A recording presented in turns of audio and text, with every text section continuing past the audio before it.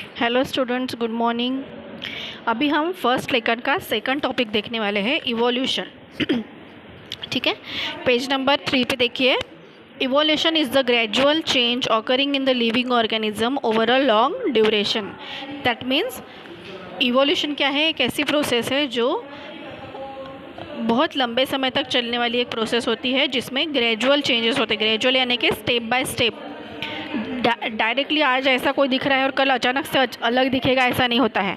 Changes होने के लिए बहुत टाइम लगता है और वो स्टेप बाय स्टेप होता है। This is a very slow going process through which development of organism is achieved. बहुत ही स्लो होती है प्रोसेस और एक ऑर्गेनिज्म की डेवलपमेंट भी इसी से होती है। All the stages in changes occurring in various components ranging from stars and planets in the space to the biosphere present on the earth should be included in the study of evolution। अगर हम तारों से लेकर के अलग अलग planets तक, ग्रह तक भी अगर देखते हैं तो इस तरीके की डिफरेंट इवोल्यूशंस हमें देखने को मिलते हैं। Formation of new species due to changes in specific characters of several generations of living organism as a response to natural selection is called as evolution. This is the definition of evolution. आपको ये definition copy में अच्छे से लिखनी है। Formation of new species मतलब कोई नई स्पीसीज़ बन रही है, किसकी वजह से? Due to changes in specific characters. कुछ पर्टिकुलर कैरेक्टर्स में चेंजेस हो रहे हैं of several generations of living organism. मतलब एकदम से आज एक जनरेशन ऐसी दिख रही है और कल डिफरेंट दिखेगी, ऐसा नहीं होता है। बहुत सारे generation to generation, step by step, हमने पहले ही बोला कि step by step gradual changes होते हैं, तो उसके लिए बहुत सारे जनरेशन की गैप लगती है। तो ये सारे हो रहे हैं चेंजेस, लेकिन क्यों? Due to organisms as a response to the natural selection. मतलब नेचर जो है वो नेचर की वजह से ये चेंजेस हो रहे हैं। ठीक है, वो ऐसे ही हो रहे हैं, आपकी इच्छा है इसलिए हो रहा है, ऐसा नहीं होता है। ठीक है, बिकॉज ऑफ द नेचर ये चेंजेस होते जाते हैं और इसी को हम कहते हैं evolution. Okay, 3.5 billion years ago life had been non existent on the earth. क्या बोला गया है? 3.5 बिलियंस के पहले शायद ही लाइफ इस अर्थ पे होगी। At the beginning, there may have been only simple element in the ocean on the earth, and a simple type of organic and inorganic compound may have been formed from those।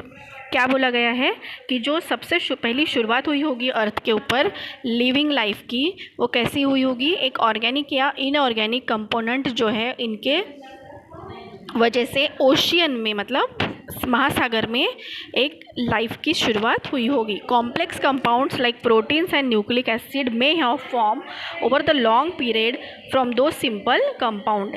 या ये जो organic या inorganic simple compound है, इनकी वजह से एक complex compound तैयार हुआ होगा जिसमें प्रोटीन और न्यूक्लिक एसिड होता होगा। First primitive type of cell may have been formed from the mixture of different type of organic and inorganic compound। सबसे पहला प्रीमिटिव मतलब सबसे पुराना टाइप का जो सबसे सेल बना होगा वो कैसा बना होगा? मिक्सचर से। किसके? ऑर्गेनिक या inorganic, organic and inorganic compound के मिक्सचर से एक प्रीमिटिव टाइप का सेल बना होगा। नंबर ऑफ दो सेल्स में have increase at the cost of surrounding chemicals. अब ये जो पहला सेल बना होगा, या इसको जैसा जैसा नेचर मिला होगा, जैसा जैसा उसको सराउंडिंग मिला होगा, वैसे वैसे केमिकल्स मिले होंगे और उसकी वजह से उसमें क्या होते गए होंगे? चेंजेस होते गए होंगे और उसका नंबर भी बढ़ता गया होगा। मतलब उसको न्यूट्रिशन मिला होगा तो डेफिनेटली वो क्या हो जाएगा?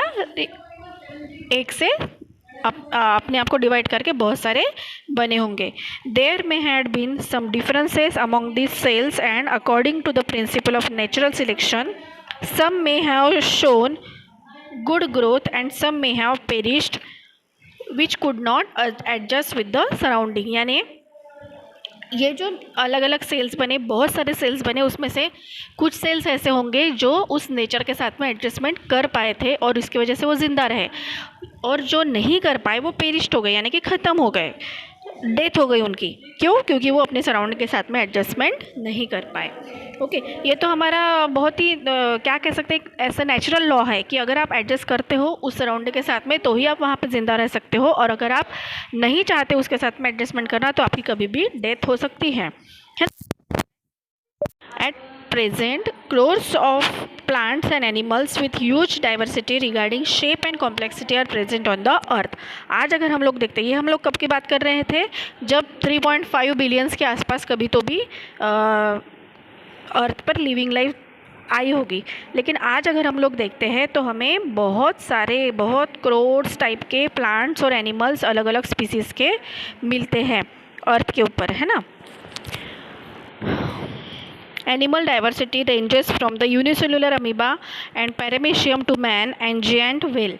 क्या बोला गया है कि अर्थ के ऊपर जो डाइवर्सिटी मतलब जैव विविधता जिसे हम बोलते हैं, मतलब एक ही एनिमल्स के बहुत सारे स्पीसीज़ हमको देखने को मिलते हैं, उसको बोलते हैं डाइवर्सिटी। तो अगर हम लोग देखें तो यूनिसेलुलर से लेकर के मल्टी सेलुलर तक बहुत सारे हमको स्पीसीज़ यहाँ पर मिलते हैं। अगर हम लोग यूनिसेलुलर की बात करते हैं तो अमीबा एंड पैरामीशियम भी हमें मिलते हैं, जहाँ वो जो यूनिसेलुलर है वहाँ से लेकर के मैन एंड जिएंट व्हेल मतलब पता है ना सबको, समुद्र में रहती है, तो वो जिएंट म्हणजे बहुत बड़ा व्हेल जो रहता है, यहाँ तक अगर हम लोग देखते हैं तो ये यूनिसेलुलर से किस तरीके से मल्टी सेलुलर ऑर्गेनिज्म बना होगा ये हमको देखने को मिलता है। The plant diversity consist of various species ranging from unicellular chlorella to the huge banyan tree.